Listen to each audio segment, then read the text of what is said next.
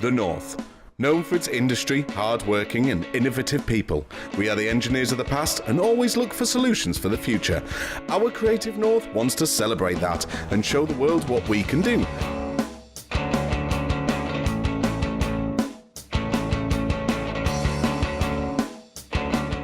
Shipping, coal and rail. Industry that made our region great. But now the North is the fastest growing digital sector outside of London. Welcome to our Creative North, a show that celebrates the creative businesses and individuals that now make up this region.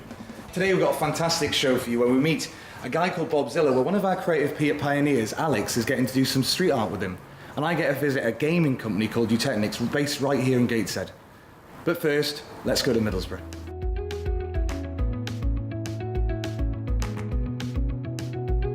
I'm Alex, I'm 17, I'm from South Shields and my sort of passions are in art. Now the lovely people at Creative North sent her down to sunny Middlesbrough to meet the wonderful street artist Bobzilla, not his real name. I'm Robert Page. I am an artist under the name of Bobzilla, and I'm quite a broad artist, so I work within sort of installation and street art. I'm also a graphic designer, which I'm sort of moving away from steadily, but keeping those skills in a more of an art context as well. Bobzilla does all his spray paint work in his shed. I heard Picasso did all his work in a treehouse. These artists, eh? Right, so this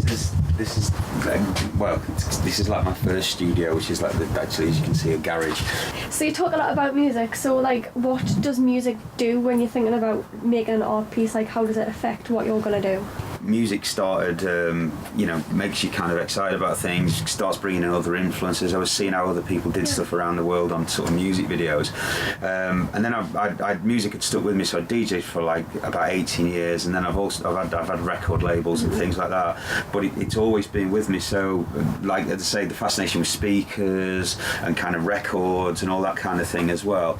I watched the De La Soul video, I think it was 3 The Magic Number, and they were doing graffiti. I'd never seen it before, and this was like when I first saw it, and I just got really excited by it. So what sort of work are you doing here?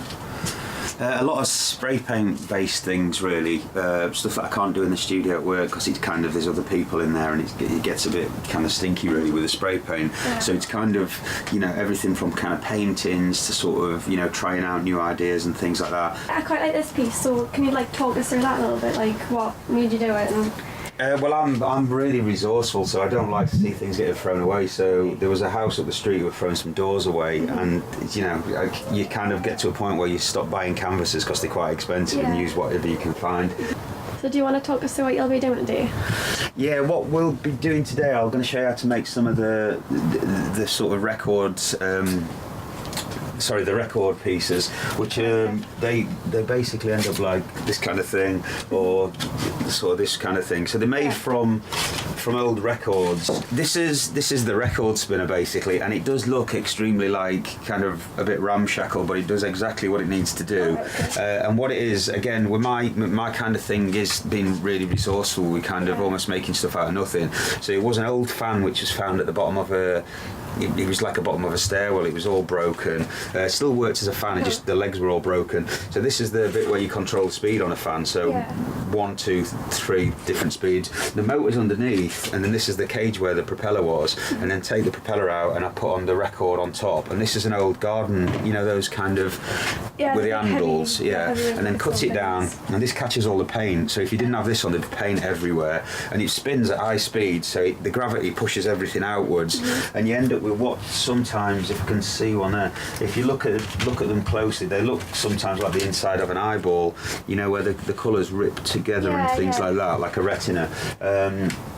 And then those are kind of, when I put them in installation, so this is based around chaos in the sense that you couldn't replicate the same thing twice. So as you see, every single one is different. Yeah. Even if you scanned it, the colours would be different as well.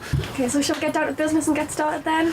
Yeah, I think you might need to get changed because you'll get a bit messy. Okay, so do you want to show us what we're going to be doing? Yeah. So what I've got is a 7-inch single, which is ABBA.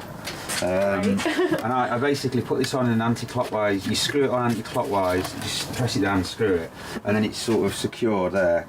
And then you choose a colour. So you choose a colour dependent on, like I usually start with like a muted colour, so something like a brown. Give it a bit of shade. And then your first step is to cover the record. So you press number 1, it starts going at a decent, like a slowish speed. And all you do is get the record covered in paint and then just stop it. You can use your hand to stop it, it's only slow. So you've got a brown record there. So your next step is to start doing like a puddling effect. So if you just make a kind of puddle there, and then think of other colours you could put in there as well. So you can add sort of different colours and things in different. So if you add it on the outside of the record, it kind of goes towards a quarter, like as though it's going towards the side of the record. And if you spin slow, you get a different effect to if you spin. So when you spin fast, it kind of blends a bit more. And just give it a bit of time to start spinning, and then just let it stop. And you can see the effects you've got. And then all you do is bend the record down a little bit and then kind of turn the bottom. That's one of the finished pieces. So all I do, whack it on the floor, leave it to dry. So that takes about, to dry properly for printing, which is what we'll do after a while. Give it a go and see what you fancy really. So it's sort of the spinning's mainly to get the paint to go outwards. So so as you do it, just go outwards, Make sure you get that end bit as well. And then as soon as you've got it, just stop it, And then if you want to, you can pull that up like that. Just like a break. So you've got a rough thing there. So now what you need to do is start like adding more colour to it. So pick it you will really, any colour that you like. Random colour. Don't think that just the bright ones are the good ones. Sometimes the dark ones or the kind of. I quite like this colour. I don't know if it'll go like, but never know until you go, will you? So, I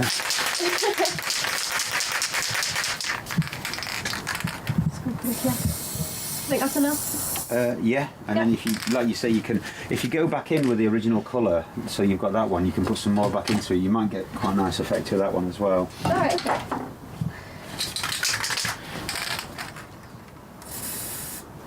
So can you see how it's reacting together? Yeah. And then, I don't know what's going on there. No, it's actually, try with some of the brown. Yeah. And then what you can do is you can add a really like bright colour into the middle of it. So I'll find you some. Should I put the brown on like the other side? Yeah, just make it put anywhere. You could make a series of little puddles or something, so you can make like dots, and then they'll go out into different ways. So shall I just pick another like random colour? Yeah. Okay. That'll be nice actually. And then if you put that on high speed, so number 3. Okay.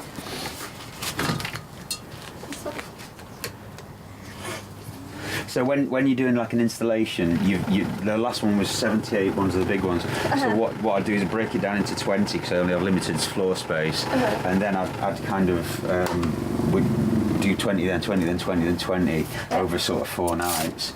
So that's quite a good one. So that's quite a nice finished one. So to get it off, all you do is bend the records are flexible. Just put your fingers on the outside and turn the record that way, and then literally just like a waiter and just chuck it on the floor. There you go.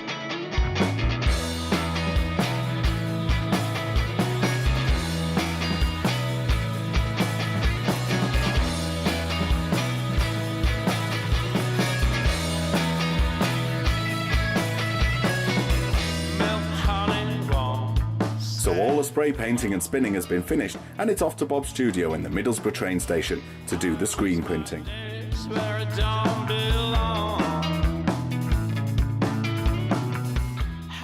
Tell what we're going to be doing. Right, the records that you made this morning, we are going to print onto them into like black roses so they look like this. Okay. Which makes them, again, does sort of open it out to a more feminine audience, really. Yeah. Not stereotype, but just. How did you make the screens? So the screens are made, they start off blank with like a yellow film, and then they're basically coated with a photosensitive emulsion on both sides, and they kind of, you do a design. I work in a lot of art films, so if you can you see these like dots? Yeah. And makes the screen printing process a lot easier. And then what I do, you blast it with light with an acetate on top of it, which is the reverse, and anything that's got acetate, like the black print over the top, stays soft. So when you wash it off, you end up with yellow, which is the bit where the ink goes through, and the green is where the ink doesn't go through. Right, so this is a square edge squeegee, which means you get like a really kind of tight kind of paint through the screen, and this is the good old it's fish slice, I think. So what you do, get your paint, which you're using black, a good scoop of it, literally dollop it on, and then literally just straight across like that. You then get your squeegee. We pulling, usually it's better to push sometimes with a squeegee, but because this is not fastened to the table, I'd end up pushing it over the balcony. So it's sort of, so all you do is you pull through first and make sure, so you can see this, it's not really fed through properly right yet, so just get it there as well. So make sure the screen's like nice and sort of, so it's had a good application. So that's what you're going to get. Now that's useful. So to do this, if you want to just take one of those. A certain place where I need to put it. Yeah, just put it over where you want it to print. So you can put it in the existing place where that one was, yeah. And then just push the screen down. It fits in between the lugs on the. Yeah, pull it down as hard as you can. I don't want to. I'm going to break it. No, you're not breaking it. It's alright. Are you sure? It's like a squeaky machine. Too squeaky. Now push it down as hard as you can at this bit. And it'll Very hard. yeah, there you go. So bang the squeegee as hard as you can down with both hands so the paint comes off a bit more. Yeah. Does that work? And then like grip it as hard as you can and pull as hard and firm as you can towards you. Yeah, and then lift up and take it back to where it was. And then all you do is lift up the carousel. Yeah. Don't be shy. It's don't worry, it's not magic, it's alright. And then what's happened is so you can, if you look where there's no paint, just literally grab hold the edge a little bit and peel it off, and then that's your final thing. So that, just like we did before, be careful not to touch the top because it's got black paint on it still. So that's your, that's one of the finished objects. That's like a really clean print. So do you want to have another go?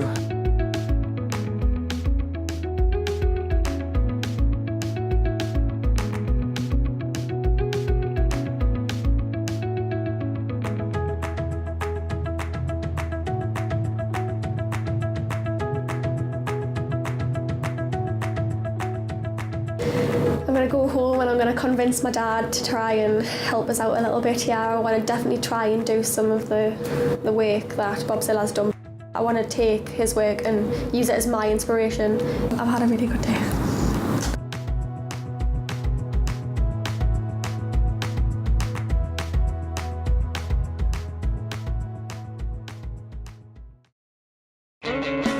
Now, you might not be aware that one of the fastest growing racing games online is called ACR, and it's actually made right here in Gateshead. I'm at UT Technics head office, where I'm going to meet a guy called Barry, who's going to tell me all about the game, and more importantly, what it's doing for this region.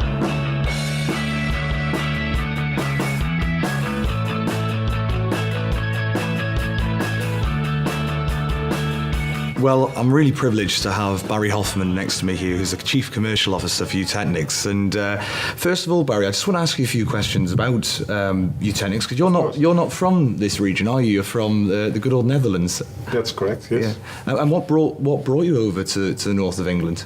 Well, apart from the beautiful hills, which makes me feel like I'm on holiday, of course, like every Dutchie seeing hills thinks he's on holiday, it's of course the great company that I'm working for. Like being an engineer at heart, it's great to be surrounded by great engineers and actually working on some of the future products for the automotive industry and the entertainment industry. We worked with big brands like Ferrari on the Ferrari Challenge.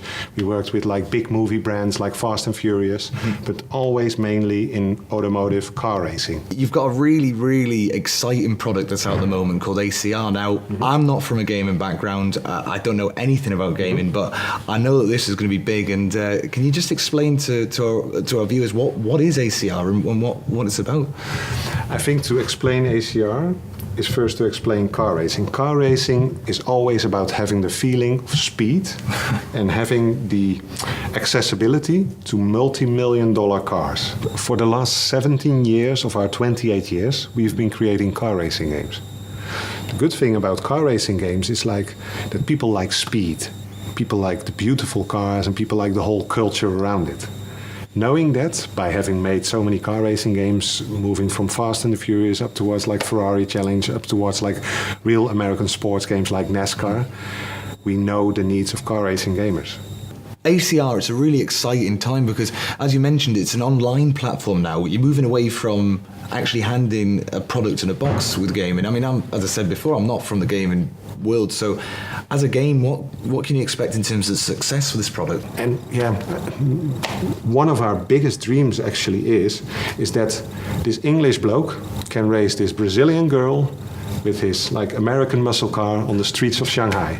And that's basically our main vision, our main dream. And that's produced here in Gateshead. It is produced here in Gateshead. The talent that you're attracting, obviously you're not from this region, as we mentioned before. Are there that many talented programmers in this region, and how do you go about finding them? Yeah, although I'm Dutchy, of course, so that's a different thing. I think about 90% of the people that work here are from local schools, local universities. And I think one of the best things we did is like we reach out to the universities where we actually help them set up their curriculums. We do guest lectures. And you would see even like it's not just that we get interns in and then they work a little bit here. Like one of the best examples is our tech director. He actually came in on a program and he's now one of our directors. And he just worked his way up to the company. Yeah. I think it's absolutely amazing what you guys are achieving from here, and a real advocate for the region. This ACR game we've talked about a lot, so should we go and have a try at it?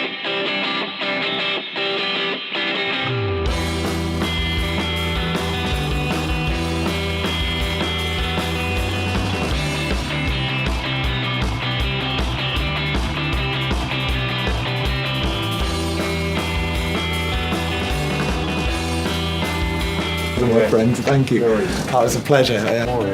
Well, I've got a feeling this is going to be installed in our office, so I'm really, really excited about this. Really excited that this has been produced in this region, and what a fantastic thing it is. And hopefully we get to see you guys soon.